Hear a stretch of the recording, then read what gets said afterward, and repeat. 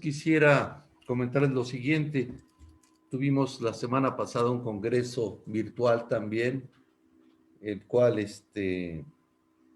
pues nos sentimos muy satisfechos, Pericón, porque tuvimos, bueno, apuntados cerca de 190 gentes y al final tuvimos gente de varias partes de Latinoamérica y a lo mejor nos está siguiendo un camarada de Camerún, que ahorita deben ser como las 12 de la noche por allá, pero nos dio mucho gusto. Así que vamos a iniciar. Mi nombre es Miguel Ángel Mirabete y vamos a iniciar con este tema. Vamos a hacer una pequeña historia, una breve historia de la prevención de riesgos laborales, de la seguridad y salud en el trabajo. Básicamente decimos que podemos comentar que esto nace en los años 70. Ahí nace la OSHA. Ojo, es muy diferente la OSAS a la OSHA. La OSHA es la organización, pero de Administración de la Seguridad de Estados Unidos, y a veces se confunde, la gente dice, en vez de OSAS, dice OSHA, y ahorita van a ver qué broncas hay por eso. El segundo punto dice Frank Bird, realiza el estudio más importante sobre las pérdidas de accidente. De hecho, él funda el control total de pérdidas. Yo tuve la oportunidad de haber estudiado con él, vino a México y me tocó también la oportunidad de estar acompañándolo en Atlanta, Georgia. Él tenía ya sus oficinas y de hecho vivía en Atlanta, Georgia, y un tipazo, él fundó el control total de pérdidas en Estados Unidos en esos años. Hicieron unos análisis muy interesantes y él vendió ya después ese control de pérdidas a DERCS, no, Norc Veritas, a DNB, y me dio una copia, una especie de machote de lo que iba a publicar, porque el contrato que él hizo con DNB era, pues, no arrancar nada en 5 años, mientras pasaban esos 5 años de su venta del control total de pérdidas. Y afortunadamente me regaló una especie de ensayo sobre el Common Audit Process, que ahorita los voy a platicar de eso. Así que un excelente tipo, vino varias veces a México, hizo muchísimo dinero, porque es un tipo brillante. Inicia la administración por objetivos, es decir, ya el proceso de calidad empieza a empujar y el proceso de administración empieza a empujar a la seguridad y salud en el trabajo. Hay un esfuerzo ya importante para darle una prioridad a empezar a evaluar los riesgos. Antes se entraba directamente a los riesgos, ahora precisamente con con el OSAS, con la norma británica, pues primero se identifican los peligros y después se empiezan a revisar la magnitud de los riesgos. Y si en Estados Unidos empezó en los 70 este proceso, en los diferentes países como Inglaterra, Dinamarca, Francia y Suecia, pues empiezan a arrancar ya este tipo de proyección de una manera más moderna, vamos a decirlo así, ¿no? Y la BSI, que es la British Standard Institute, es la guía de implementación para los sistemas, va a arrancar ya en estos años. En los 90 empieza ya una sistematización para la identificación y eliminación de los peligros laborales. Aquí ya la norma británica empieza a cuajar en un aspecto diferente, o sea, antes entraba directamente al riesgo y aquí la norma británica te dice, no, ¿sabes qué? Primero identifica tus peligros. Acuérdense que hay una diferencia tremenda entre el peligro y el riesgo. El peligro es una fuente o situación con un potencial de pérdidas. Y el riesgo al final es una probabilidad y las consecuencias. Empiezan pues, a equilibrarse las buenas prácticas con las de manufactura, las prácticas de seguridad, se les empieza a dar ya un reforzamiento interesante con las de manufactura. Los años 90 y tantos, ya casi para el 2000, inician los procesos de observación del comportamiento desde el punto de vista conductual, me dice aquí, o sea, la manera de poder verificar en forma conceptual y de hecho ver si en verdad estamos trabajando de acuerdo a lo que negociamos desde el punto de vista seguro. Nada más que, pues aquí se utiliza mucho una teoría conductista básicamente de Skinner, en donde solo el trabajador básicamente era el responsable de cambio de actitudes. Esto va a ser muy importante, los cambios que vamos a empezar a ver. Surge la creación de la norma ya como tal, la OSAS, esta norma, ya con el apoyo británico. El 18001 arranca básicamente en 1999. En el año 2000, estoy viendo una breve historia, ya empieza a tomar en cuenta el OSAS 18001, ya empieza a tomar en cuenta el ISO de calidad y el ISO de medio ambiente, empieza a agarrar esa estructura, salen las guías para implementar ya esta norma, inclusive también en México empieza a trabajarse ya en ese aspecto, y ya en el 2008, después de muchos años, casi de 5 o 6 años de estar trabajando el grupo ISO, por fin definen que debe haber un ISO para la seguridad y salud en el trabajo. Entonces, básicamente es el primer ISO que tenemos. Se publica en marzo del 2018 y entonces, pues básicamente ya después de 3 años vamos a decir que es certificable. Sin embargo, vamos a ver esos accidentes. Miren, los accidentes laborales en el mundo. Dice, un trabajador muere cada 15 segundos.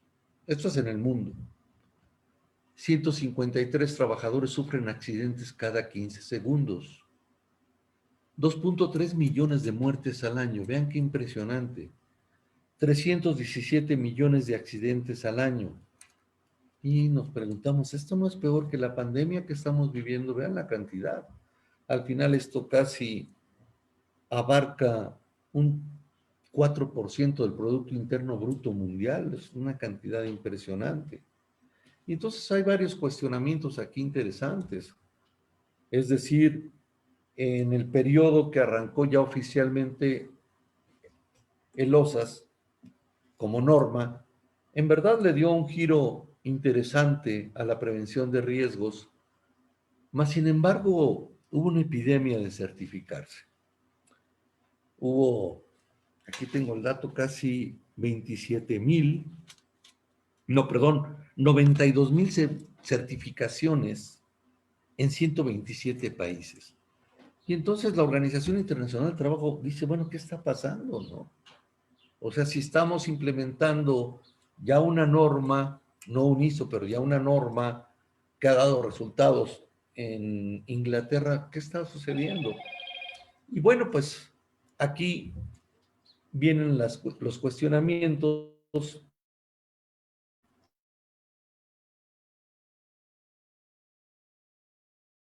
Y salen casi 40, había 40 veces a su manera. Aquí yo creo que una de las cosas que sí me gustaría comentar con ustedes es que proliferaron los certificadores, ¿no?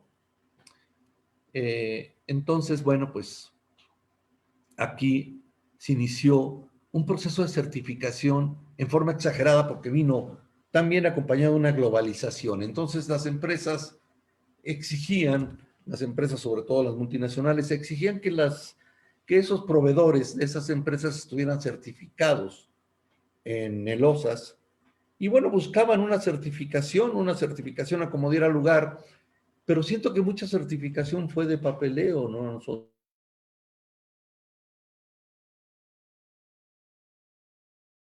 nos tocó empresas certificar el concepto, la proyección de esa norma en la vida real. Eh, Cuando yo me he acercado a los certificadores a preguntarles, oigan, ¿cuáles son los criterios para certificar una empresa? Saben que nunca me contestan. O sea, yo tengo esa duda porque imagínense que yo soy un neurocirujano, una metáfora, ¿no? Y yo de repente quiero, pues, que me certifiquen como neurocirujano.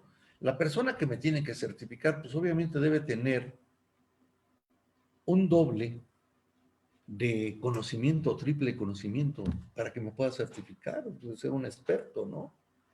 Entonces, bueno, pues todas estas cuestiones, estos datos son interesantes.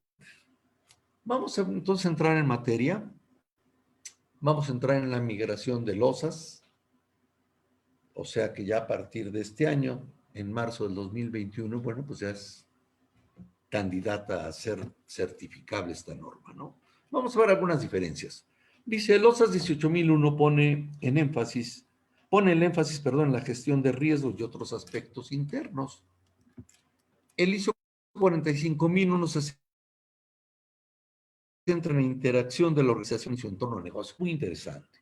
Ahorita lo vamos a ver cuando hablemos del contexto de la organización, de las partes interesadas, etcétera. Porque entonces nos abre un panorama ya relevante. Es decir, ahora queremos que el proceso de seguridad y salud en el trabajo entre en la planeación estratégica del negocio. Esto le da estadística importante. Se basa en procedimientos, por eso es que era mucho papeleo y nos toca hacer auditorías y decías tú, ¿para qué tanto papel? Pobres árboles. Aquí se basa básicamente en procesos. El 45001 lo que te pide, como en los ISOs de calidad, de ambiente, vamos a meternos en procesos. No es dinámico en todas sus cláusulas. Aquí básicamente entra el ciclo de Deming en todas sus cláusulas. Dice, aborda únicamente el riesgo en el OSAS 18001 y aquí me dice, considera tanto el riesgo como las oportunidades. Es decir, se hace un análisis mucho más profundo para poder ver el futuro mediano y el futuro, pues ya no hay mucho a largo alcance, pero sí que es lo que nos va a pasar, ¿no? No cuenta con la visión de las partes y el ISO 45001 dice, bueno, ¿sabes qué? Sí voy a incluir las partes interesadas. Son los aspectos interesantes y esta es la estructura de los OSAS, pues lo que hace es agarrar el ciclo de mejora y entra la política, ¿no? El compromiso. Nosotros siempre ponemos ahí un estudio inicial porque ¿cómo puedes comprometerte si no tienes una tomografía de la empresa? Entonces generas tu política, la generan los directivos y entras a tu planeación. En la planeación entra un tema sumamente interesante que ya es la identificación de peligros de evaluación de riesgos. Acuérdense que estoy hablando de losas. Entran los aspectos legales y otros aspectos que nos puedan pedir, si tenemos casa matriz, etcétera. Y ahora sí ya planteo objetivos, es decir, hacia dónde va mi sistema y necesito programas para cumplir esos objetivos. Esta es mi planeación. Después entramos a la implementación y operación, es decir, aquí entro a trabajar ya con mis aspectos relevantes, como sería cómo voy a estructurar, cómo voy a organizar mis cuestiones. Entra la capacitación, concientización y competencia, entra mi aspecto de comunicación y consulta, cómo se va a documentar mi sistema de gestión, cómo se controlan los documentos, mi control operacional y mi preparación para emergencias. Entonces aquí ya estoy implementando lo que estuve construyendo en la planeación y entro a la verificación y a la acción correctiva. Aquí me decía, bueno, pues tienes que tener una medición, tienes que verificar tus accidentes, tus incidentes, las no conformidades, tus acciones correctivas y preventivas y todos sus registros. Y además tienes que hacer una auditoría interna o externa. Y por último decía, ¿sabes qué? Ahora tus directores tienen y tus gerentes deben aprender a hacer una revisión al sistema por lo menos una o dos veces al año para no frustrarse de los resultados. Y vamos en ese ciclo. Si se dan cuenta, bueno, pues fue un cambio interesante. Sin embargo, bueno, pues por primera vez entra ya un ISO, en la primera normal, que determina los requisitos básicos para implementar un sistema de gestión. Es una norma de carácter voluntario, acuérdense, todas las normas son de carácter voluntario, aplicable en cualquier organización. Además tiene la característica de ser certificable, con todas las dudas personalmente tengo. O sea, yo creo que cuando me meto a hacer un esfuerzo para crear un sistema, el sistema al final es un proceso lógico que me va a llevar a la mejora continua, o sea, es una plataforma para crear una cultura. Y entonces ya entra en el sistema de gestión se aplica, ya se equipara al sistema de calidad y medio ambiente, ¿no? Al 9001 y al 14001 en su última versión.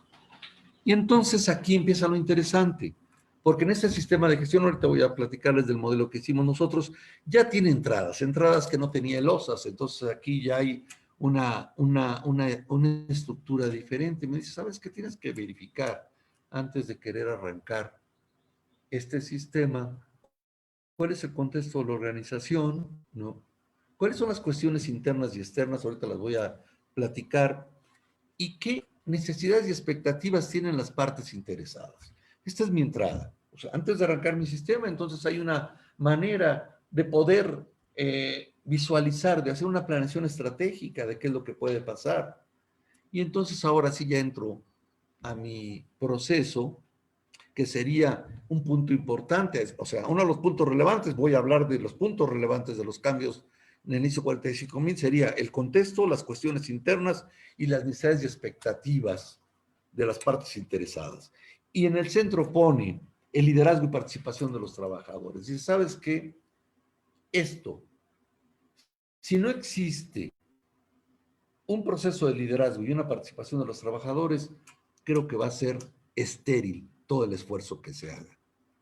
Bueno, y si se dan cuenta, de aquí pasamos a la planeación.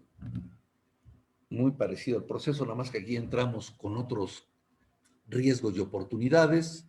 En el apoyo es muy interesante porque aquí entonces entran los recursos y entra otro tema también de característica importante. Es decir, yo no puedo tener todos los recursos si no hago una planeación. Entro a ver mi presupuesto, pero entra un tema que se llama toma de conciencia, que también voy a permitirme tocarlo. O sea, voy a tocar los cambios más relevantes, que son contexto, cuestiones internas, necesidades y expectativas de los trabajadores. Voy a tocar en forma muy clara lo que es el liderazgo y la participación de los trabajadores. Y voy a tocar la toma de conciencia, ¿no? Y bueno, pues estos son mi ciclo del apoyo paso a la evaluación del desempeño, otro de los cambios importantes del 45 minutos, y sabes que tienes que evaluar el desempeño, pero ese desempeño tiene que ser en toda la organización. El ISO 45000 le da un giro más importante a las condiciones, dice, arregla las condiciones de tu empresa, las condiciones físicas, entras a la mejora y pues vamos a ver su estructura. Su estructura, cualquiera que conozca de calidad o de medio ambiente, pues básicamente se alineó a todos los ISOs. Básicamente tenemos 10 puntos y desde el cuarto punto, que es el contexto de la organización, vamos a decir que arranca el partido.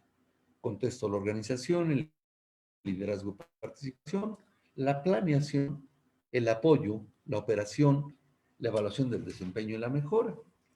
Y entonces, bueno, pues obviamente, si esto lo ve un directivo, lo ven los accionistas, y si conocen su sistema de calidad, dicen, bueno, pues ahora sí entiendo por dónde va esto. Los aspectos relevantes los vuelvo a mencionar, son las partes interesadas, el contexto de la organización, las actividades subcontratadas, contratistas, entro a la estructura de alto nivel, identifico los riesgos para prevenirlos, sobre todo, y vean cómo juega aquí un papel muy importante, que es el liderazgo. Son cambios sumamente relevantes e importantes. El proceso de implementación, pues es muy parecido a cualquiera de cosas, pero simplemente aquí entran cosas relevantes. Entra ya el contexto de la organización y empiezo a trabajar ya con mi liderazgo y con mis trabajadores, con mis equipos de trabajo para identificar los peligros. Algo importante, entra la evaluación de riesgos para la prevención de riesgos laborales y otros riesgos que pudiesen poner en peligro o en situaciones fuertes mi sistema.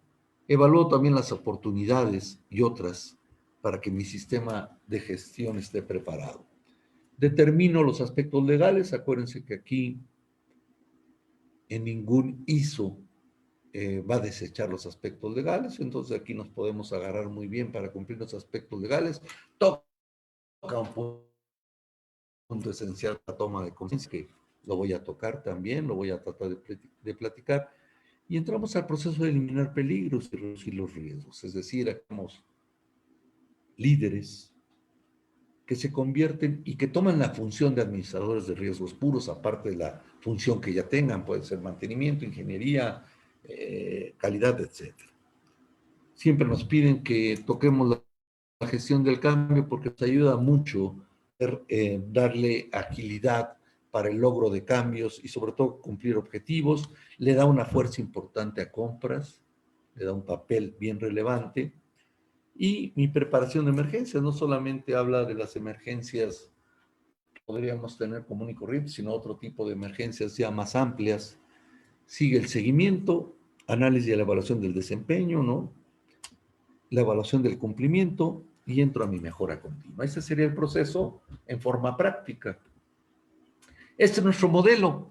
Si se dan cuenta, lo que hacemos nosotros en este modelo es tenerlo en 5 columnas, donde viene todo el proceso del 45001. Viene mi primer columna, que es el liderazgo, y en este liderazgo, bueno, pues tengo que tener bien claro primero mi contexto a la organización, o sea, tengo que trabajarlo, y aquí ya me va a exigir como profesional, como prevencionista, tener conocimientos no nada más de la función. Aquí me va a pedir que yo maneje otras herramientas. Por ejemplo, nosotros en Pricon, en el despacho, donde ya cumplimos este año 31 años, pues básicamente nos hemos preparado mucho en lo que es desarrollo organizacional. Le hemos tomado algunas otras cuestiones como reingeniería de los procesos, etcétera. Pero sobre todo, desarrollo organizacional te da muchas herramientas para funcionar como un consultor. Y entonces, bueno, pues preparamos a los líderes, se realiza, se arranca el corazón del proceso, que debería ser la política, se definen los roles y responsabilidades, ¿no? Y entonces ahora sí pedimos la consulta y participación de los trabajadores. Y aquí entramos ya a la identificación de peligros.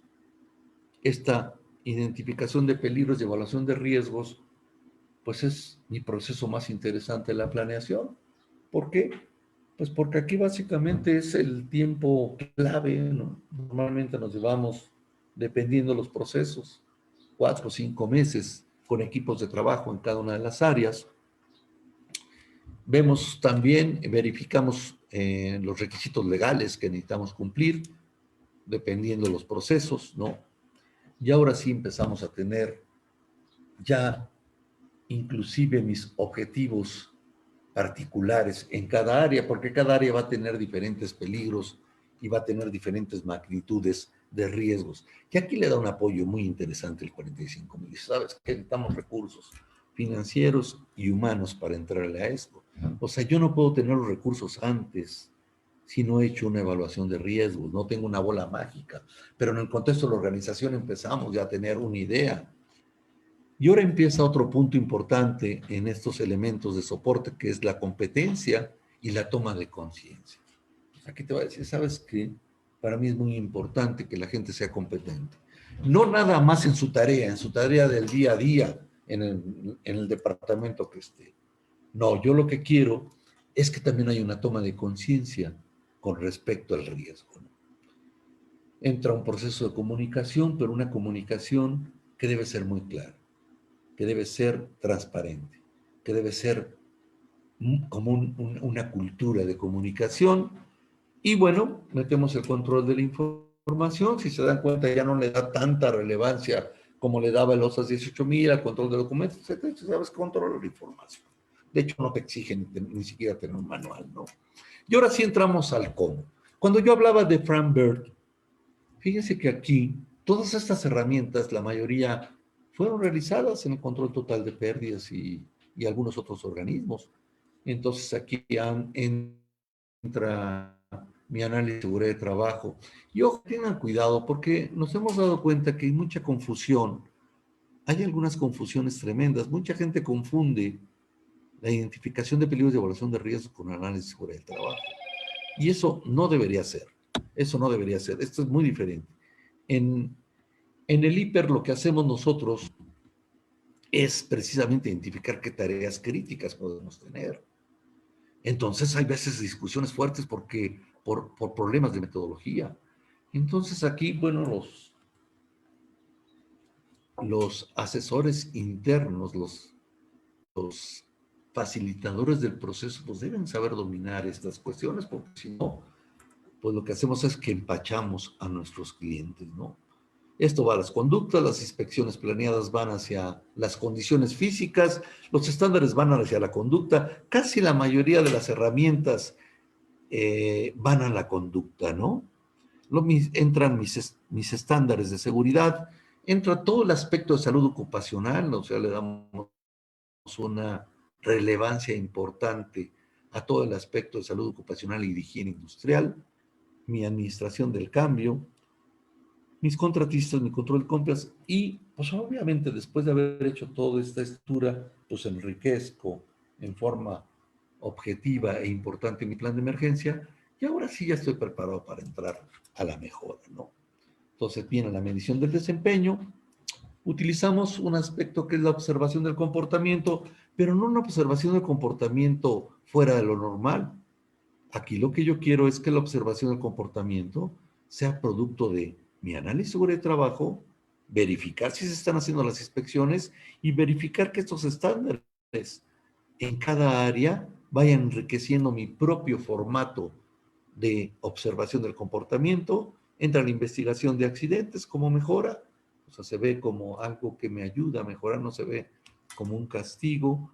Entran las auditorías y mi revisión gerencial. Este es el modelo. Este modelo, pues obviamente nos enseña ya en forma macro, pues por dónde van nuestras cuestiones. Y ahora sí vienen los cambios interesantes. Se toca el contexto de la organización, comprensión de la organización, comprensión de las necesidades y expectativas de los trabajadores. Ven qué importante aquí de las partes interesadas. Ahorita vamos a verlo más detallado. ¿Cuál es el alcance del sistema? Y entonces ahora sí ya definimos mi sistema de gestión. Mi siguiente punto es importante. Antes de entrar al contexto de la organización, yo lo que sugiero es que el facilitador del proceso, el agente de cambio, pueda dominar lo que es una planeación estratégica, sobre todo en el área de salud del trabajo. Es decir, él tendrá que estructurar bien su pirámide, su visión, su misión, con qué estructura de valores va a entrar, porque esto lo tiene que negociar con la dirección y tiene que empatarse con la dirección. Tiene que tener un diagnóstico, si no, ¿a dónde vas? Se marcan objetivos, qué indicadores me van a llevar para medir esto. Todas son herramientas que debe tenerla muy clara el especialista en seguridad. ¿Cuáles son mis estrategias? Y aquí sí vuelvo a insistir, o sea, aparte del aspecto técnico administrativo que requiere el pensionista, o en su caso el área de salud ocupacional, pues requiere otras herramientas, no solamente las normas y los aspectos de metodologías para identificar peligros o para tener herramientas de control de riesgos, sino otras ayudas como el desarrollo organizacional, sobre todo que me ayuden a darle más forma a mi proceso y poder yo tener un diálogo pues de tú a tú con mis directivos. Hago mi plan de acción, mis actividades, defino mi modelo en conjunto con los directores y ahora sí qué métodos y procedimientos necesito, los que necesite muy claros y al final me queda la estructura. Bueno, para esto yo necesito pues apoyos. Esto no lo puedo hacer solo, a lo mejor no puedo y no tengo yo la característica, necesito más apoyos para poderle entrar a este proceso. Y ahora sí, ya con este aspecto, pues entro a poder tocar la playa de mi anexo de la estructura de alto nivel. ¿Por qué? Porque esa estructura ya se hizo en todos los ISOs. ¿A qué me ayuda? Va a aumentar mi alineamiento con todas las normas del sistema de gestión. ISO, o sea, tenemos términos ya muy claros, compatibles con los demás ISOs. Nos ayuda también mucho para la autocrítica, está muy clara la manera en que nos podemos ir autocriticando y esto nos ayuda a esclarecer las visiones y a tomar decisiones importantes. Aumenta el valor, fíjense, añadido en los controles operacionales para los usuarios, eliminando costos, es decir, entramos ya a un proceso de negocio. ¿Quiénes son las partes interesadas? Quiero hacer un poco de hincapié. Pues están los trabajadores, autoridades legales, la Secretaría de Trabajo, Secretaría de Salud, etcétera, los reglamentos que pueden ser desde federales hasta locales, etcétera.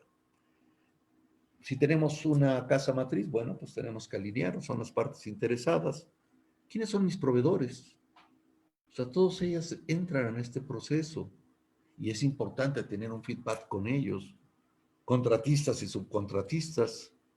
Y fíjense qué interesante. Entro con los propietarios, con los accionistas, clientes, con la comunidad, visitantes, etcétera. Depende de dónde estoy ubicado. Y ahora sí establezco una relación clara, abierta con el sindicato. Si tenemos sindicato, pues adelante, los invitamos a que entren en este proceso. Y después vemos a los clientes también. Clientes como pueden ser servicios que existan médicos, etcétera, la comunidad donde estoy ubicado. Y pues qué organizaciones puedo yo apoyarme, tanto nacionales como internacionales, para llevar a cabo. Esas son las partes interesadas. Continuamos y dice, ¿cuál es el enfoque? ¿A dónde me debo dirigir con las cuestiones internas a considerar? Y digo, bueno, pues aquí necesito meterme ya con la visión y misión, los valores y la cultura. Fíjense cómo aquí ya me integro a la misión y visión de la empresa. Entonces yo estoy ya involucrándome como experto en el área en la parte fundamental del negocio, es decir, esto le va a dar un valor agregado al negocio. Y aquí tengo que ver el pasado, la trayectoria de la empresa, quiénes son los personajes claves, en fin, ritos, qué crisis ha habido, el presente, cómo estamos ahorita actualmente, cuáles van a ser los facilitadores que vamos a requerir en este proceso y mi plan estratégico, ¿no? Lo verifico, por lo menos a 3 años podría verificarlo, ¿no? Y luego veo la organización, el tamaño, los empleados, la facturación, cuál es la presencia que tiene pública, qué presencia tengo de servicios, porcentajes de distribución, de género en los cargos, o sea, cuántas mujeres tengo, cuántos hombres. Y luego vienen las políticas. ¿Cuál es mi código ético para que yo pueda arrancar y pueda ya alinearme a todos mis sistemas ISOs? ¿Cuáles son las cuestiones internas que tengo que considerar? Pues tengo todo el aspecto documental corporativo, es decir, qué convenios, qué manuales tengo. No voy a estar creando chipotes más, vamos a tratar de integrar lo que ya se ha hecho. ¿Qué recursos materiales necesito o que posee la organización? Si ya tenemos una estructura de equipos de trabajo, pues trato de enriquecerme con ellos, ¿no? Todos mis aspectos de hardware o software, mis aplicaciones cibernéticas. Personas también, que cuántos trabajadores tengo, cómo está el organigrama. Ahorita les voy a nombrar algunas características, algunos ejercicios producto del desarrollo organizacional para lograr la invitación de una manera amigable a los directivos. Y entre los contratistas con todo el aspecto importante. Estas son las cuestiones más importantes internas. Las cuestiones externas que debo considerar, ¿en dónde me ubico? ¿Cuál es el entorno cultural, social, político, legal, financiero, tecnológico y ambiental? ¿Cómo está la competencia? ¿Cómo está mi situación en competidores? Fíjense cómo ya empezamos a tener una visión mucho más amplia del negocio nosotros como agentes de cambio. ¿Qué nuevos conocimientos tenemos que nos puedan ayudar a tener productos más saludables? ¿Cuál es el impacto que pueden tener los factores y tendencias de las diferentes empresas? Mis relaciones, que tengo yo con las partes interesadas externas, ¿no? Y los cambios que puedan suceder en cualquiera de estas variables. Entonces he tocado el contexto de la organización. Es una de las acciones más interesantes, pero además de una aportación interesante, nos provoca a la gente que nos dediquemos a la prevención a tener una visión mucho más empresarial de nuestra función. Este modelo gerencial GRID es un ejercicio muy utilizado en el desarrollo organizacional, en donde se atacan varias áreas, se ataca cómo está el liderazgo, cómo es la motivación, cómo es la comunicación, cuatro variables impresionantes para lograr el involucramiento, ¿no? Bien, las situaciones, cuánta confianza se muestra en el equipo de trabajo, cuánta libertad siente el equipo de trabajo para hablar con sus supervisores acerca de sus tareas, en qué nivel jerárquico de la empresa se percibe la responsabilidad para el cumplimiento de nuestros objetivos, de nuestras metas, y cuál es la dirección del flujo de información, cómo se maneja esa información. ¿Y cuál es el origen del conocimiento técnico y profesional de los empleados? Tiene 4 niveles, es decir, aquí lo que yo quiero verificar se llama GRID porque es como una especie de emparrillado, en donde yo tengo 4 características. La primera es un liderazgo muy autócrata, un liderazgo pues con poca participación, básicamente, con la toma de decisiones todavía es muy drástica. En el segundo punto, en el punto 2, tengo un liderazgo autócrata, benevolente, no tan drástico como el primero, pero sigue siendo autócrata. Las decisiones las sigue tomando solamente ciertas personas o una persona. En el tercer nivel ya tengo otro tipo de liderazgo. No es el mejor liderazgo, pero ya es un liderazgo que pues, empieza ya a negociar. Y mi cuarto punto, que sería mi deber ser, pues ya tenemos un liderazgo que básicamente se toman decisiones en consenso. Es decir, si nosotros vemos las dos curvas, la tenemos achurada, la más pequeña, me dice que es la realidad. Esto es lo que a veces pasa en la mayoría de las empresas. Y me dice, bueno, pues no nos movemos más que en estos dos niveles de liderazgo, básicamente autócrata. ¿Cuál es el deber ser? Me dice, pues oye, ¿sabes qué? En liderazgo, pues muévete un 3, un 4 inclusive, ¿no? Muévete en motivación hasta un 4. En comunicación ya con un liderazgo obviamente consensuado, dice, pues hacia todos los niveles, horizontales y verticales, ¿no? Y la toma de decisiones, pues casi se toma en toda la organización. Es decir, con este modelo gerencial de emparrillado, yo puedo verificar, y de hecho esto toma mucho también la escala que me ayuda a verificar actitudes y cambio de actitudes, o cuál es mi fotografía y cómo voy a hacer para poder mover a mi dirección. Y bueno, este es mi deber ser. O sea, yo lo que quiero es un compromiso de la dirección. Si vemos esta telaraña, tenemos en la línea azul la dirección. La dirección tiene que ver básicamente con el liderazgo. Y me dice, ¿sabes qué? El compromiso de la dirección debe estar alto. La implicación de estos líderes debe ser también muy alto. El trato justo, pues ya ni se diga, ¿no? El compromiso, aquí es la única parte donde se fusionan, donde se juntan los dos procesos, tanto el de los trabajadores como el compromiso de la dirección. La conciencia del riesgo, creo que esto es sumamente importante, vean. La conciencia del riesgo debe ser mayor en el líder que en el operador. Y esto ya es un cambio fundamental. Cuando yo tengo este proceso, quiere decir que yo ya empiezo a leer a cultura.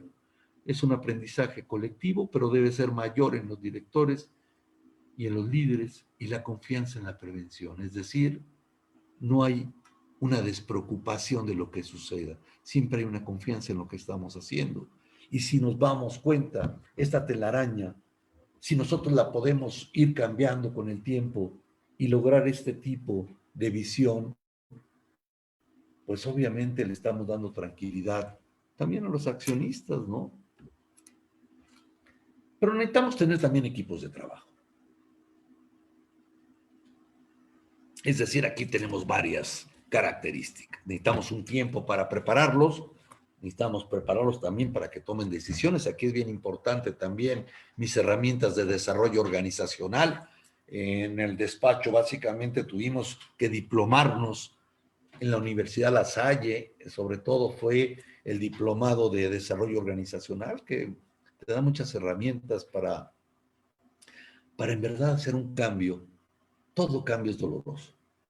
Yo siempre he dicho, a los únicos que les gusta el cambio es a los bebés. Cuando tienen el pañal húmedo y se los cambia, son a los únicos que les gusta. Pero este es un cambio profiláctico, ¿no? Es más tranquilo, no es tan doloroso.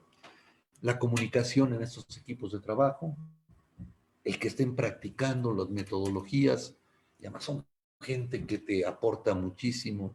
¿Cuál es la misión de ese equipo de trabajo? Pues al final ellos tienen que ser los equipos que van a ser los diseñadores del sistema, ellos se hacen dueños del sistema, los trabajadores. ¿Qué compromiso? Este compromiso sin liderazgo estamos perdidos, ¿no? Si se dan cuenta, ¿no? O sea, los equipos de trabajo no trabajan solos, necesitamos siempre un líder. Ponemos nuestros objetivos y los vamos a ir revisando, le damos seguimiento y lo que tratamos de provocar es que este equipo de trabajo siempre tenga un entusiasmo y una manera de trabajar a gusto. Esa es una manera, un ejemplo de medir, ¿no? Por ejemplo, el primer indicador importante sería la identificación de peligros y evaluación de riesgos en cada uno de los departamentos y vamos checando algunas variables, como es la confianza, cómo se comunican. Por eso es muy importante cualquier herramienta de sensibilización a mis trabajadores. ¿Cómo se maneja la creatividad? O sea, normalmente cuando estamos trabajando con estos equipos de trabajo, con el líder y los operadores, pues sus aportaciones son increíbles, sus aportaciones llegan hasta cambios de diseños, procesos de ingeniería, ¿no? ¿Cuál ha sido su avance en el manejo de la metodología?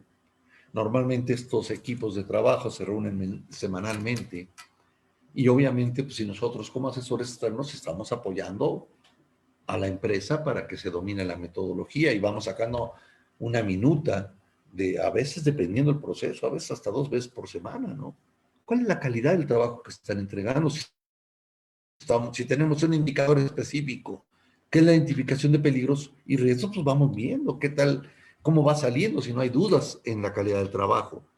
¿Cuál es el involucramiento y compromiso? Y fíjense que aquí en realidad, cuando invitamos a los trabajadores, a ellos les da mucho gusto. Lo que nos falla más es el liderazgo. Por eso yo lo tengo que agarrar desde un principio, desde el contexto de la organización, ¿no? Voy verificando, tengo un programa que se establece a 2 años y medio, qué sé yo, y voy viendo cada área cómo va con respecto al programa integral. No podemos atrasarnos. A lo mejor nos podemos adelantar en algunos casos, no es malo, porque entonces podemos empezar a hacer cuestiones pilotos, ¿no? ¿Cómo está mi asistencia? ¿Qué tan efectivas son las juntas y las normas higiénicas? Es decir, ¿sabes qué? Aquí necesitamos tomar decisiones en consenso. Aquí se acaban esos liderazgos autócratas. Aquí lo que queremos es tener un ambiente agradable, porque tenemos sesiones teóricas y nos vamos a la planta para hacer todo el ejercicio dependiendo de los controles operacionales y calificamos, vamos calificando, porque esto se tiene que ir negociando con cada gerente y con la dirección para ir monitoreando el avance de estos equipos de trabajo, a tal grado que llega un momento que los equipos de trabajo son los que presentan ya sus diferentes indicadores. Y bueno, tenemos que definir, pongo un ejemplo, tenemos que definir nuestras responsabilidades. Normalmente nosotros utilizamos 5 fases. Aquí nada más voy a hablar de 2 fases, nada más para darnos una idea. ¿Cómo se definen responsabilidades? Pongo, ¿qué procesos necesito? Ay, pues necesito hacer una auditoría inicial. Perfecto. ¿Qué protocolo vas a utilizar? Pues aquí viene mi herramienta y vienen diferentes letras. La A es que apoya, aquí está el gerente de planta, el gerente de producción, los diferentes departamentos, y aquí viene el asesor interno y externo. El asesor interno básicamente es el departamento de seguridad y salud en el trabajo, y los externos, bueno, pues en este caso estamos poniendo nosotros. Aquí todos los equipos de trabajo no entran porque estamos haciendo la auditoría. Esa auditoría nos va a dar un objetivo global, ¿no? Y vamos viendo las diferentes partes de la responsabilidad, ¿no? Arrancamos el proceso de investigación de accidentes. ¿Por qué? Supuestamente, si nosotros lo vemos en el modelo, me dice, oye, pero sabes que eso es la mejora. Sí, pero sabes que nosotros necesitamos ir manejando una metodología, porque a veces cuando estamos en un proceso de arranque de un sistema puede haber un accidente grave y la gente se desmoraliza mucho, entonces necesitamos tener un método muy lógico y nosotros utilizamos el modelo de causalidad de pérdidas, producto precisamente de ese señor que les hablaba al inicio de la plática de Frank Bird. Es un producto del control total de pérdidas después de haber analizado cerca de 300 empresas con miles de accidentes, no solamente con lesiones o accidentes fatales, sino también daños a la propiedad. De aquí sale esa pirámide famosa de que por cada accidente con pérdida de tiempo fatal tenemos 10 accidentes leves que requieren primeros auxilios, 30 accidentes con daño a la propiedad y 600 incidentes, cuasi accidentes, ¿no? Impresionante. Por eso es que nos exige ir bajando los incidentes, ir quitando esa cantidad de incidentes y se maneja una herramienta de mejora, ¿no? Y aquí empieza, como este ejemplo, en un mes y medio, si ya llevamos medio mes, aquí tenemos un mes y medio para empezar a preparar a los directivos. Por eso le llamamos un taller de staff, que ellos empiecen a conocer el sistema, que empiecen a conocer varias características, cuál es mi cuestión. Si necesitamos más asesores internos, pues hacemos un diplomado en donde invitamos al Departamento de Seguridad y Salud en el Trabajo para que puedan ser unos facilitadores internos. Arrancamos el taller para mandos medios y hacemos un taller de sensibilización para todo el personal, incluyendo contratistas. Este taller de sensibilización, lo que queremos es que la gente entienda que va a haber un cambio, que va a haber un nuevo proceso. Y utilizamos de 3 a 4 horas dependiendo. Y lo que hacemos aquí es, nos sirve mucho este taller de sensibilización porque también estamos viendo cuál es el nivel de cultura que existe en la empresa. Es un taller muy concreto, muy interesante porque no solamente nos ponemos a analizar videos y cuestiones para que ellos definan peligros, les enseñamos cuál es el modelo de causalidad, cuáles son los orígenes de un accidente, nos metemos con procesos de autoestima, pero entramos a un tema que siempre nos resulta muy interesante, cuáles son las emociones que están viviendo los operadores, ¿no? Y entonces este ejercicio nos ayuda a que nos conozcan, nos ayudan también a que vean cuál es el nuevo modelo aprobado por la dirección. Este es un ejemplo que es necesario definirlo como una matriz de responsabilidades. Puse nada más un ejemplo, en realidad serían 5 fases con estas responsabilidades. Y entonces, bueno, si tengo ya mi proceso muy definido, si tengo ya mi equipo y mis líderes preparados, pues ahora sí vamos a empezar con la columna vertebral, que sería la identificación de peligros y evaluación de riesgos. Si se dan cuenta, tiene que ir muy agarrado de ese compromiso que es la política, ese compromiso directivo. Y este me da pues las diferentes pautas, porque entonces yo empiezo a tener objetivos y metas, pero ya muy particulares de cada gerencia, qué programas requiero, mi estructura, cómo voy a ir entrenando, y mi meta es llegar a un control operacional. Control operacional es lo que yo vuelo a cultura en una empresa. Mi plan de emergencia voy comunicando y lo paso a mi sistema de calidad de documentación. Al final yo lo que quisiera y el sueño que a mí me gustaría es que hubiera que existiera, perdón, en cada gerencia, pues una matriz de riesgos, ¿no? Una matriz de riesgos que puede estar en diferentes colores, por favor, pues el chiste es que vamos a trabajar para llegar al área verde, ¿no? Y entonces me va a decir, bueno, pues dependiendo la magnitud del riesgo, pues cuáles son tus acciones que tienes que hacer. Ya cuando tengo un grado de riesgo entre 10 y menor de 90, tengo 3 meses para arreglar las cosas. Pero ya cuando anda entre 90 y menor de 470, tengo un mes.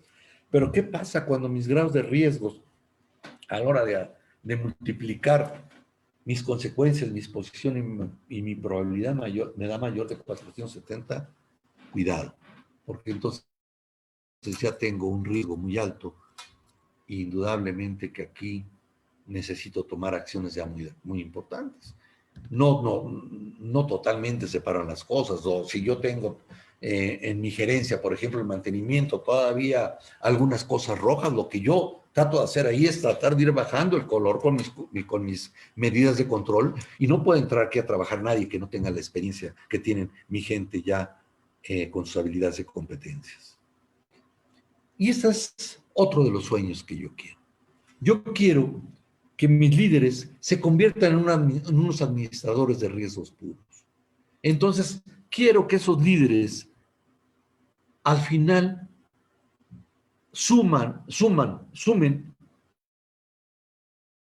a sus responsabilidades esta responsabilidad. Ellos son los principales responsables de identificar los peligros con su gente, de evaluar sus riesgos con su gente y de desarrollar controles. En realidad, este proyecto se llama las 4Ts. Hay riesgos que podemos transferir.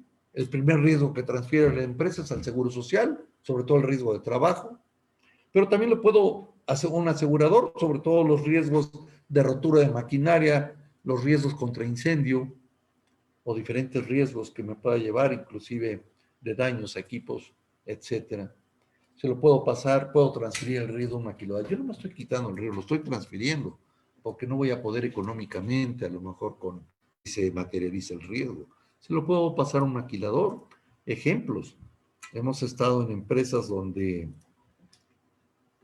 producen cloro y normalmente tenían en la planta, pues una parte de la planta tenía máquinas inyectoras, o sea, ellos hacían los envases para poder envasar el cloro.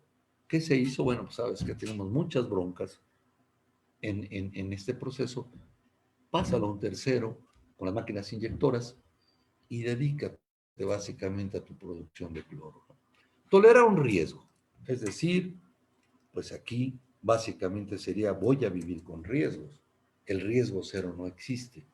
Entonces, bueno, ¿cuál riesgo voy a vivir con ellos? Y esto es muy interesante porque aquí tengo que ver el criterio de mis equipos de trabajo. Y mi sistema me va a llevar a tratarlos. Voy a tratar de minimizar los riesgos, de transformarlos. Y ojalá pueda terminar con algunos riesgos. ¿Por qué no? Pero si se dan cuenta, esta sería transfiero, tolero, trato. Y ahora sí ya tengo un budget, ya tengo un presupuesto producto de esta evaluación que me dice, ¿sabes cuánto necesitas invertir? Esa es tu inversión, ¿no?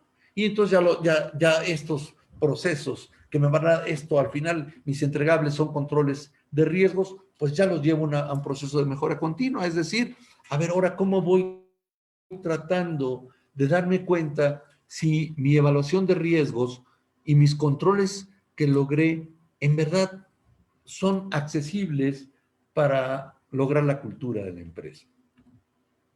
Y bueno, paso por todo este proceso, que es la planeación de inventarios, etcétera. Todo este proceso lo tiene que dominar muy claro el facilitador, el agente de cambio, pero también le debe pasar este proceso relevante básicamente al líder, básicamente a los trabajadores. Ellos tienen que llegar a todas estas cuestiones hasta el proceso de mejora continua. Y tocamos otro tema antes de terminar esta charla muy interesante. Entramos a la toma de conciencia. O sea, lo que te pide el ISO 45001 es decir, sabes que no puedo yo no tener conciencia cuando mi riesgo es muy alto. Pongo algunos principios. La persona con sentido común desarrollado, ojo, porque el sentido común es el más común de los sentidos, sí, pero cuando lo desarrollo, dice, podrá darse cuenta de su realidad externa con mayor facilidad. Y reacciona ante esta realidad pues, con comportamientos adecuados a la situación. Me dice en otro inciso, la toma de conciencia conlleva elementos afectivos mentales, es decir, aquí reúno mis dos características, reúno mis dos inteligencias, mi inteligencia racional y mi inteligencia emocional. Normalmente los accidentes graves son producto de que mis emociones son 5 veces más rápidas que la razón.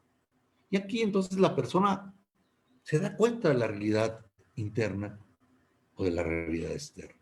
Es una persona que tiene bien claro sus herramientas en esa conciencia para poderse enfrentar a la realidad tanto interna como externa.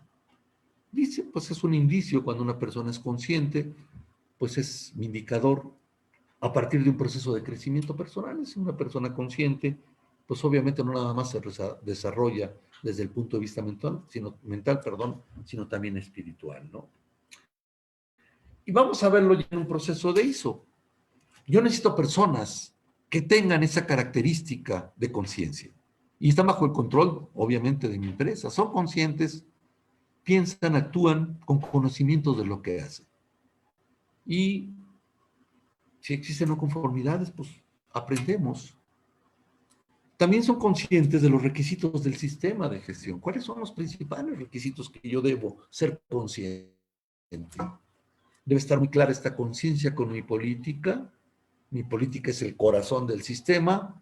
¿Cuáles son los objetivos que estamos persiguiendo? Los objetivos globales y los objetivos ya específicos de mi área. Entonces tengo que tener bien claro mis indicadores, etcétera. ¿Cómo contribuyo con esa toma de conciencia para que mi sistema de gestión sea eficaz? Y esta toma de conciencia al final me dice, son personas que tienen una convicción bien clara, que son autorreflexivas. Su responsabilidad no necesitas estarlos persiguiendo. Dice, entienden sus responsabilidades de autoridades, de manera que sus acciones, pues obviamente, contribuyen al logro de los objetivos. Me dice, ¿qué implica? Pues tenemos que poner lo que es aceptable. Percepción del riesgo, me interesa mucho, eso para mí es cultura. En ningún momento estoy poniendo cero accidentes, estoy poniendo percepción del riesgo. Observamos comportamientos para ir mejorando esta percepción del riesgo. Implicaciones legales también. Entran todos mis aspectos de normas, aclarando lo que se espera. Cumplimiento sobre todo con mi control operacional que fue realizado en conjunto con ellos, con los trabajadores, con los líderes. Voy generando conciencia para el cumplimiento de estos controles operacionales, comunicando claramente, esto es muy interesante en el 45.000. ¿Y qué tratamiento le voy a dar a las observaciones? Las observaciones de cumplimiento no son para castigar gente. Al final el accidente es un error administrativo. Entonces vamos a aprender de los errores, ¿no? Diseñando procesos para separar claramente las salidas no conformes. Y entonces cuando tengo una no conformidad, no la tomo como un pecado, la tomo como una manera pues muy clara de encontrar su raíz, su causa raíz, y que de mi sistema todavía no llega a dar la efectividad que yo quisiera. Que no es aceptable. Cuando los controles operacionales y el liderazgo no cumplen, ¿no? No es aceptable. Entonces yo necesito corregir esto, necesito volver a comunicar, necesito tener reuniones muy claras con el liderazgo, necesito, si la cabeza no se mueve, los pies menos, esto va a ser muy complejo. Mis reuniones con los equipos de trabajo, a lo mejor necesito ser más efectivo, ¿no? Mis reuniones con contratistas, los contratistas acuérdense que entran en este proceso, ¿no? Y voy teniendo un sistema de feedback, no feedback, retroalimentación, ¿no? Y doy muy clara la información que estamos necesitando. Esto en forma gráfica es lo que yo vería como toma de conciencia. Y este es un punto relevante, porque esto me va a dar una calidad tremenda para el cambio de actitudes.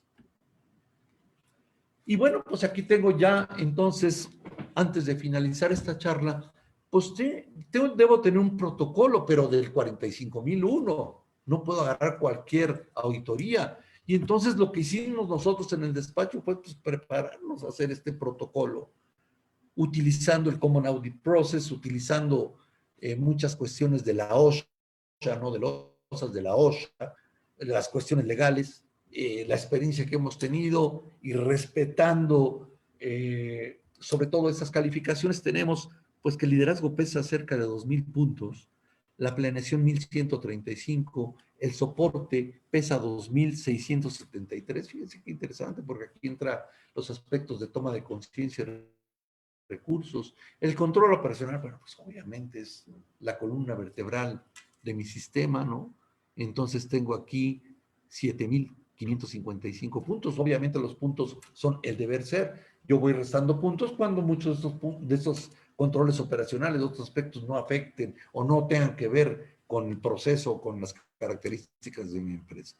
Y la evaluación y mejora pesa 2,300 puntos. Al final, si se dan cuenta, es el mismo modelo que tengo, pero ahora ya por puntos. Y digo, ¿sabes qué? Pues tu total son 15,606 puntos, ¿no? Ese es el total. Y entonces esto, cuando nos enseñamos a auditar de esta manera, entramos con números claros. Un director lo que le gusta ver son números claros. Estoy en esta calificación, necesito llegar a esta y dejarlo muy puntual. Y bueno, pues aquí doy un ejemplo ya de una calificación final de una auditoría, ¿no? Y entonces reviso todas mis columnas del 45,001, liderazgo, pues tengo una calificación de mis 2,943 puntos, que era mi deber ser, tuve 1,148, tuve una buena calificación. Esta calificación de 6,19 me dice que a lo mejor todavía no tengo una cultura de seguridad como tal, todavía tengo ciertas áreas de oportunidad, pero lo que sí me está diciendo es que ya tengo equipos de trabajo y que las responsabilidades de seguridad y salud en el trabajo están ya difuminadas en toda la organización. Tengo más actores en este proceso. En la planeación me sale alta, o sea, se hizo una buena planeación, pero en el soporte tuve problemas. Aquí hubo un problema administrativo, aquí bajó mi calificación, porque cuando se sacaron todos estos procesos de evaluación de riesgos, no se cumplieron los requerimientos. Y fíjense que esta calificación es muy curiosa, porque esto fue producto de un cambio que tuvimos que hacer en unos laboratorios. Arrancamos con el OSAS 18001, y nos pidieron cuando ya estaba el OSAS, perdón, el 45,001, en el 2019, nosotros arrancamos en el 2018, y en el 2019 nos piden que cambiemos, pero obviamente no hubo un contexto en la organización. Y entonces esto nos afectó muchísimo a la hora del cumplimiento de los requerimientos producto de mi evaluación de riesgos. Mi control operacional, pues andaba en ese proceso, mi mejora continua, y mis totales fueron cerca de un 5,83, es decir, pues me estoy acercando a una calificación buena. ¿Por qué? Porque en una tabla mundial el 10 no existe. 0, cierra la planta con toda la gente que tienes ahí. 2, resultados muy pobres. 4, el 4 en escala mundial es muy interesante, porque el 4 lo que me quiere decir, cuando digo 4 es que todos los elementos deben, no puedo estar negociando y haciendo calificaciones. En una saqué 3 y en uno no. Tiene que ser mínimo 4 en todas.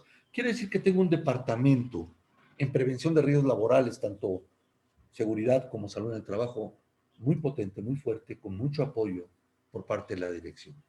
Ya el 6 de calificación, cuando yo paso de 4 a 6, insisto, ya tenemos claro que me huele al sistema, ya empiezo a tener unos indicadores muy proactivos y estoy acercándome a pasar al 8, que sería mi cultura de seguridad. Si llego a tener 10 es que necesito hacer una reingeniería, porque el ser humano no es perfecto y tenemos que ir aprendiendo de nuestros errores.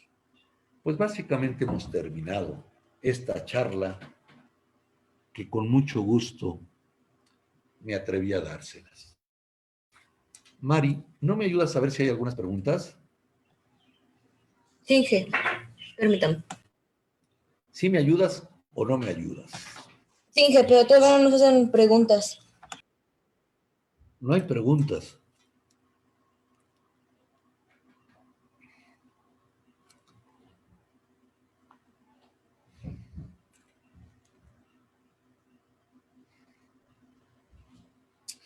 Vamos a esperar unos minutos para ver si tienen alguna duda, alguna pregunta en esta charla.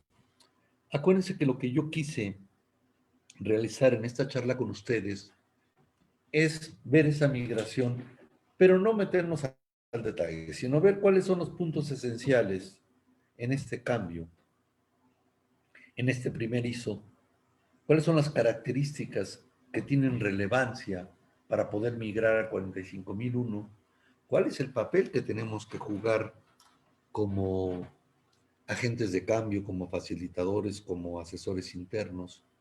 Y entonces pues vimos ahí algunas de las cosas prácticas que tenemos nosotros. Yo creo que tenemos implementado cerca más de 30 y tantos sistemas ya de seguridad. Entonces, pues se puede decir que tenemos experiencia en esto. Cuando a veces pasa tiempo y no implementamos, regresando a la metáfora de un cirujano, pues me siento inseguro. O sea, dejar de operar para mí es dejar de entrar a sistemas, y entonces pues entras así con las herramientas para operar muy dudosas. Mari, ¿cómo estás? Solamente le hace el comentario. A ver, permítame. Guillermo Godoy Arzate, un gusto. Le mando un saludo. Me mando un saludo. Ah, mira, Guillermo Godoy. Yo también le mando un saludo. Quedó de invitarme una botella de vino y no me la invitó. Bueno, pues si no hay Sí, más preguntas, estuvo Mari. también A Jan. ver, Mari, Jan de Camerún saluda. también estuvo. Vamos, salude a Jan, Mari. Jan, Sí, ¿cómo estás? ¿Qué nos dice Jan? Ahorita deben ser allá. Ay, caramba, debe ser la 1 de la mañana en Camerún, ¿no? Sí, Fíjate, también le hace un nos sigue desde comentario Camerún. María Guadalupe Alvarado. Ajá. En su experiencia, ¿qué parte le dé este cambio entre norma le ha costado más trabajo? A ver. No seas malita, vuélveme a repetir. Sí, es que como que se cortó. Esta Guadalupe Alvarado dice, en su experiencia, ¿en qué parte de este cambio, el cambio entre la OSA 18,000 al 45,001, le ha costado trabajo? ¿O cuál ha sido el reto?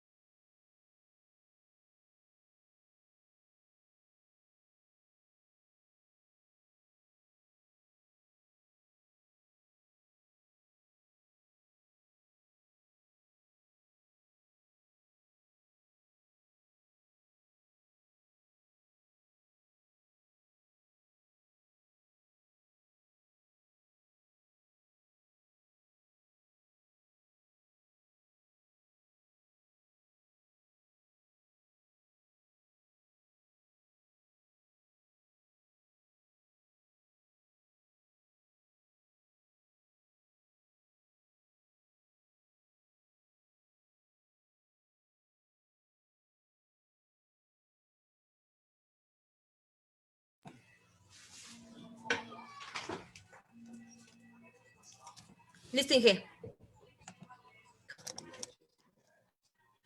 Ah, tiene su micrófono apagado. ¿Verdad? ¿Cómo? Yo pensé que era... Se me fue mi internet, ¿no? Sí, se me Sí, fue. Qué sí, sí. bárbaro. ¿Qué más tenemos? Me marcó Marco Ureña, ¿no lo conoce usted? A Marco Ureña. Sí, sí se lo Él es de conozco. un... Pero Sí. básicamente estuvo cotorreándome, no tuvo ninguna pregunta. Perdón, ahora sí repíteme lo que dice Guadalupe, la pregunta, ¿no? Sí, dice que baso en su experiencia, ¿cuál ha sido el cambio de migrar de la norma anterior a la que tenemos ahorita? Es buena pregunta. Fíjate que es buena pregunta y creo que aquí un poco la contesté en mi plática. La migración no fue tan compleja porque de alguna manera la norma de OSAS te va apoyando en la identificación de peligros y evaluación de riesgos y controles.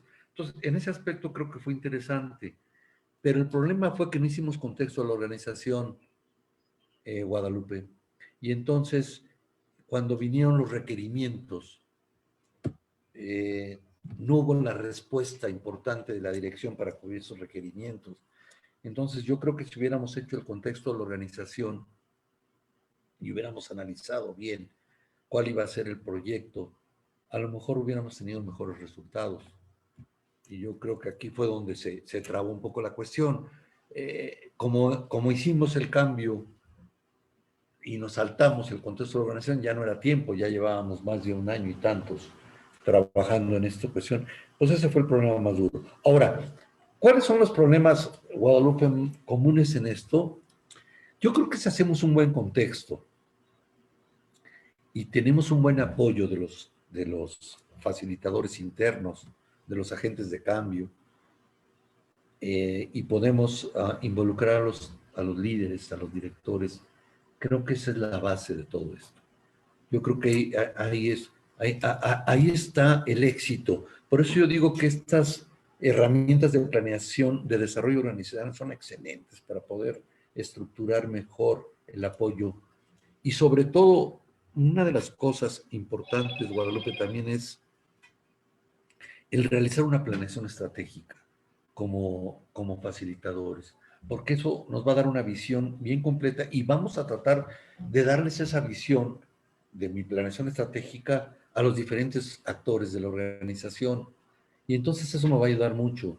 Normalmente, fíjate, Guadalupe, contestándote esto, los trabajadores son gente que, si estás tú trabajando en forma honesta, la gente, la gente responde muy bien. El problema es cuando los líderes no asisten. Entonces, ¿qué sucede? Que se desmoralizan.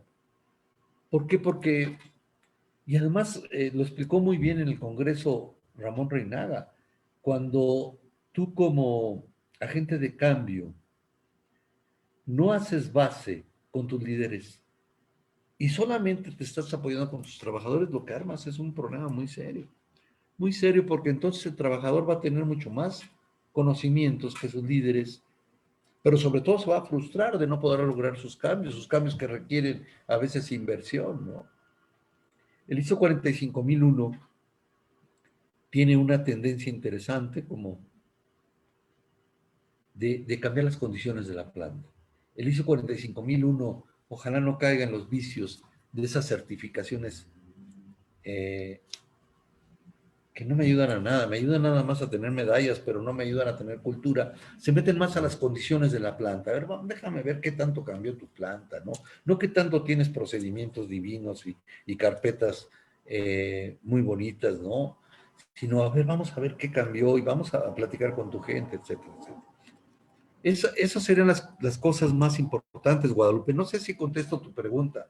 Es una pregunta interesante porque pues estamos apenas en esa migración. Mari, ¿no le dice nada a Guadalupe? No, todavía no contesta, Inge. Pero Ya no no quiere. tenemos más preguntas. No tenemos más preguntas. No. Bueno, pues yo creo que nos vamos a despedir, ¿no, Mari? Tenemos Inge. algunos avisos importantes. Tenemos algunos avisos para la gente. No tenemos la semana entrante algún curso. Bueno, yo sí quiero dar un aviso. Miren, perdón, Mari, la espanté, ¿verdad? Vamos a crear un diplomado. Vamos a crear un diplomado que va a estar muy dirigido hacia lo que es el 45001. Es un diplomado que va a durar varias horas. Estamos pidiendo ahorita nada más, estamos en el proceso de buscar un reconocimiento de alguna universidad para que a la gente pues, le pueda servir más. En este diplomado, pues obviamente vamos a actuar la gente que trabaja en PRICO, pero vamos a invitar a gente que nos estuvo acompañando en el Congreso, ¿no, Mari? Entonces les vamos a avisar, tenemos unos 2 o 3 meses para preparar bien el diplomado. Preparamos un congreso. ¿En cuánto tiempo lo preparamos, Mari, antes de que nos vayamos? Lo hicimos en Un un mes, mes, Inge. ¿verdad? Hicimos en un mes un congreso donde tuvimos casi 190 inscritos y fue muy interesante. Fue un congreso donde invitamos gente de varias plantas como expositores de todas partes de la República. Y la verdad, no sé qué piensas tú, Mari, pero pienso que fue exitoso, ¿no, Mario? ¿Cómo lo viste tú? Ay, caramba. Sí, Va por ahí. Aquí están, perfecto. Ese es el próximo curso. Son las condiciones de seguridad en la industria de construcción. Pues está muy interesante, pues aquí es donde más accidentes hay. ¿Cuándo va a ser? El 22 y 23 de abril, ¿verdad? sí, va a ser la siguiente semana. Pues ya es la siguiente semana. Va a ser de las 16 horas, de las 4 a las 6, bueno, de las 16 a las 18 horas. Y tiene un costo de 600 pesos. Bien, muy bien. Pues nada más para comentarles que sí queremos hacer ese diplomado y ojalá contemos con todos ustedes.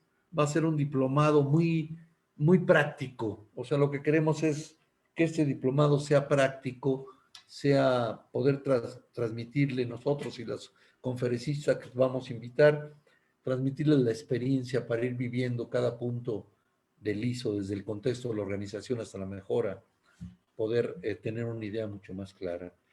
Pues si no hay más preguntas, Mari, te agradezco mucho que me hayas acompañado en este proceso. Agradezco mucho también a las gentes que tuvieron la atención de escucharnos. Y bueno, pues un abrazo y ojalá sigan sanos todos, por lo menos ante el COVID.